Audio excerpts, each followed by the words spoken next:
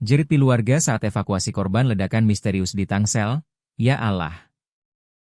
Jerit pilu warga Pamulang, Tangerang Selatan terdengar saat korban ledakan misterius dievakuasi pada Jumat, 12 September 2025. Para korban dilarikan ke RS Asih Ciputat dan RS Hermina untuk mendapatkan perawatan medis. Ya Allah, jerit warga di Jalan Talas 2, Pondok Cabe Ilir, Pamulang, Tangerang Selatan. Tampak, korban digendong menuju mobil untuk dibawa ke rumah sakit. Ada pula, pria yang dipapah karena kakinya mengalami luka. Sedangkan, ibu hamil yang juga menjadi korban ledakan misterius terus memegang perutnya. Tak cuma ibu hamil, seorang balita juga disebut menjadi korban ledakan misterius tersebut. Satu persatu korban digendong oleh petugas dimasukkan ke dalam ambulans.